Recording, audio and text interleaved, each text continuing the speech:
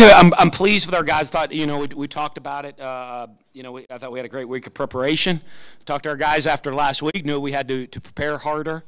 We had to practice harder. We had to come out and play harder. And I think we did all three of those from last week to this week. And really pleased with how our guys came out, took on the challenge of playing an extremely talented LSU team. And obviously I think the environment had a lot to do with it. That's what playing in the SEC West does. You get that home field advantage. Our student body, our fans, the crowd was unbelievable tonight, and they created an unbelievable atmosphere and a home field advantage. And we took advantage of that, and so they deserve a huge round of applause, and they deserve credit also. Our fans and our students, the student body, and everybody. But we'll enjoy this one, and we got a lot of work ahead of us, and we got to get better for next week.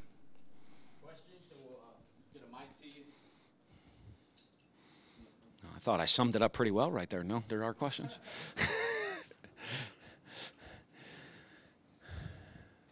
Bueller. Anyone? Bueller? Hey, Coach. Steve Moulton, 97.7 The Zone. If you could assess your offensive line, how do you think they played tonight, Coach? I thought they did an excellent job. I thought we executed at a pretty high level, and that was a part of it coming in there. They have some real talent on the defensive line, and we wanted to make sure we were able to stay balanced. And so execution, running the ball first, second down, being able to run the ball and not make it a pass rush, have to throw a game was huge for us. So I was really pleased with us. We wanted to come out and run the football, and they executed, and we were able to do that. Seemed like the run game evolved from more designed quarterback stuff to some true option stuff. Is that because Harris was so effective inside and kind of a little bit of both? We had all of that in the package. Coming into the game, we wanted to run the football, so we had we had tailback runs, quarterback runs, option runs, read zone runs. We wanted to make sure we could run the ball to hopefully neutralize their pass rushers. Coach, Jace Crispin with a perfect game tonight. When was the decision made to go with him? He did well after the game last week, and in practice, again, all I can do is kind of go off of practice, and he had the best stats at practice this week, and so we went with him, and you know what, took advantage of his opportunity, did a heck of a job. What did you kind of see with their defense, with Keith Mixon able to get into seams and be open a lot? Well, different things. What we're trying to do is trying to get them back and forth in and out of nickel and base defenses and try to create some mismatches. And, he's a guy that can create some mismatches in the slot. And, and so we just trying to move some people around to create those matchups.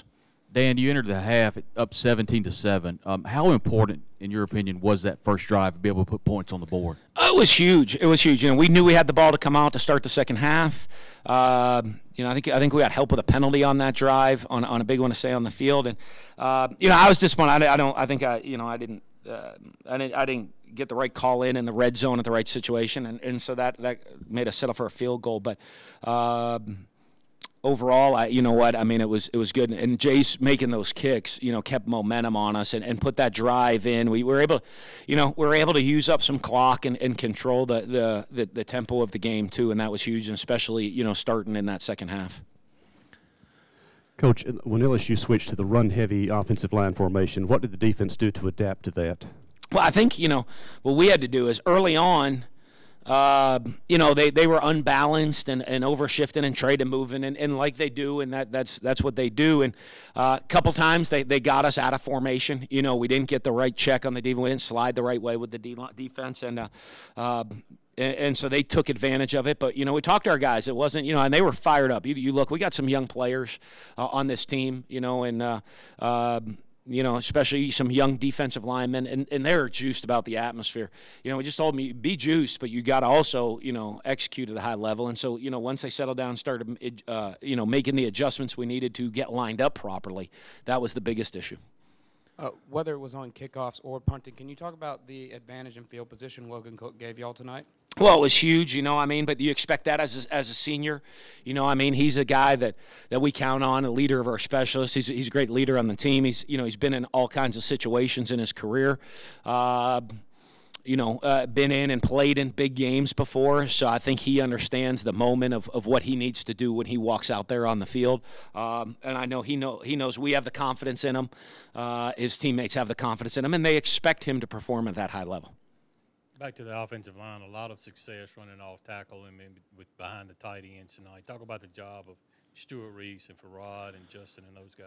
Well, it was huge. You know, I mean, we have a little experience at tight end, so we're playing those guys. They're involved in the offense a little bit more, and you know, with Farad and Justin Johnson and Jordan Thomas, and you know, to help create some different edges and some different looks for teams. I was really pleased with Stewart. You know, as a redshirt freshman, walking out there and you know, having to go against an Arden Key, who is one of the most dominating defensive players in the country. It's I thought he did a great job of going out there and taking on that challenge and going and performing. Dan, I think the only second half possession y'all didn't score on was when you took a knee. Good. Did you make No, we went we went the 3 and out after we stopped them on the first 4th down too. Did you? Yeah, the last 2 possessions like that, we stopped them on 4th down and then we didn't get the first. I was disappointed with that. No. Did you make any changes at halftime? Any adjustments to what you were doing offensively? Did you see something? Minimal, you know, a couple of things here and there. Just, you know, a couple of things that we thought they might give us. You know, I think once we started running the ball, they made an adjustment, and we went out to just to change a different call. You know, they started playing. You know, they're a 3-4 team. They started playing a little more 4-3 in the second half. So just some adjustments against some 4-3 in different formationally to try to continue to be able to run the ball. Dan, kind of the book on LSU over the years is that physically they really dominate in the trenches, but you guys pretty much did what you wanted to most of the time on both sides of the ball. Did that surprise you? I mean, was that a matchup you thought was a good one coming in, or what do you think kind of led to that?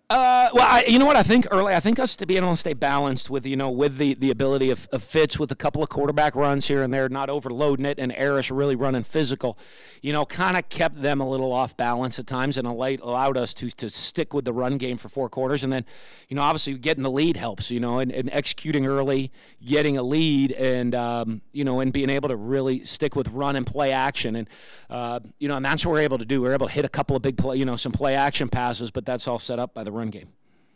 You talk about the run game. Obviously, that was the meat of the offense, but several big plays, especially 3rd downs, that Nick Fitzgerald hit to keep plays and keep drives going. After the last couple of weeks, that's sort of what you wanted to see from him. Well, I think it's a great job. Like Fitz, to me, you know, came out, knew the game plan, executed, and hit some play action shots for us. But really, his management on 3rd down, I thought, was huge for us tonight. You know, a couple big ones, whether it was getting the ball to Keith for 1st downs, Donald Gray with a huge catch on a 3rd down conversion there in the second half. You know, that it was that management of putting us in the right situations that was huge.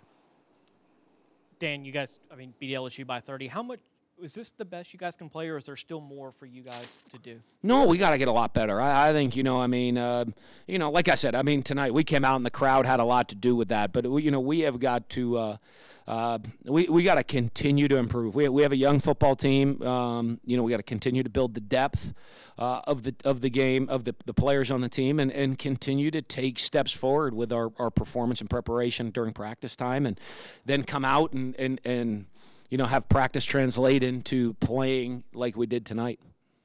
Coach, you know, like you just said, you beat LSU by 30, and of course you were prepared for this game today, but do you feel like such a large deficit, you were prepared to win by that much? Oh, I mean, you never know how the game's going to play out.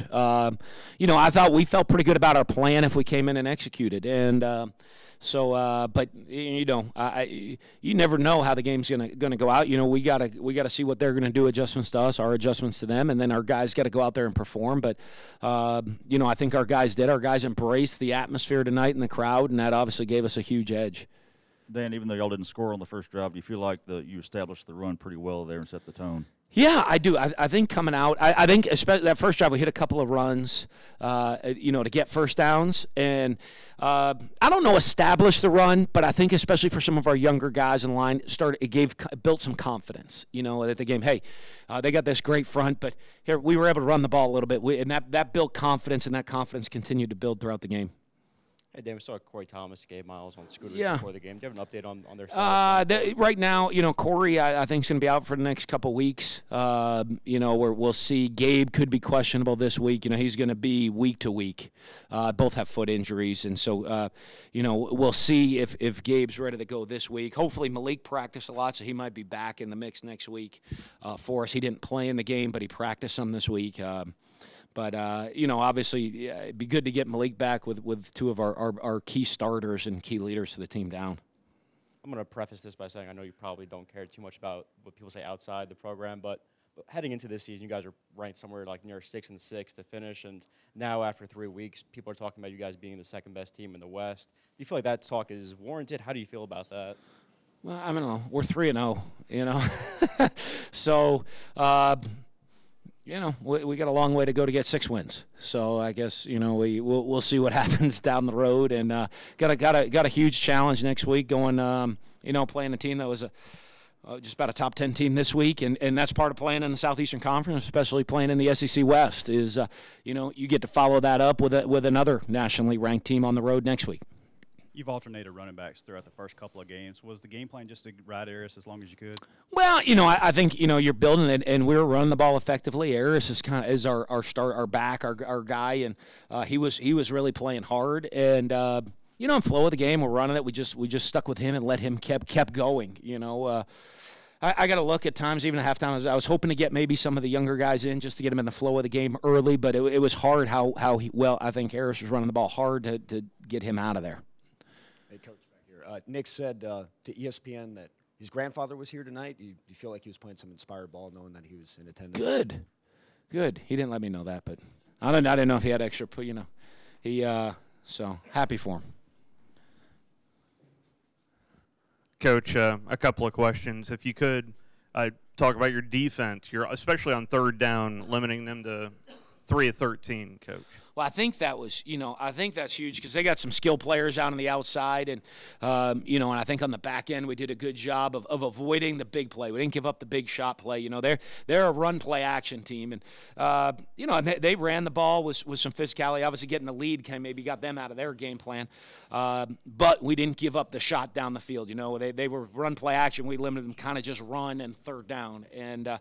So I thought that was huge, and Todd's got our guys playing hard. As I said, they do our defensive staff. Brian Baker and Terrell Buckley, Ron English, and obviously Todd do a great job getting those guys ready. And you watch how hard we play, and that standard of expectation. They're doing a great job of putting those guys in position and getting them ready to play games, and they executed well tonight. And as big as this win is, Coach, what was your message to the team right after, because you're not back here until mid-October? Yeah, we get it for whatever. However, the schedule with the bye week and the road games, we get a little breather away from home, I guess. Unfortunately, right now, 2 road games in a bye week, but. So hopefully we keep it going. I know our biggest message is that we need our fans back and that type of atmosphere to help us to give us that home field advantage. But ours is we're going to enjoy this victory tonight. Guys have the day off tomorrow. Get themselves healed up, get the mind right, and get ready to get back to work because we have a huge challenge going on the road against another, I think, top 10 team in Georgia, and it's on the road. So a different style challenge for us, and we got to be ready to play.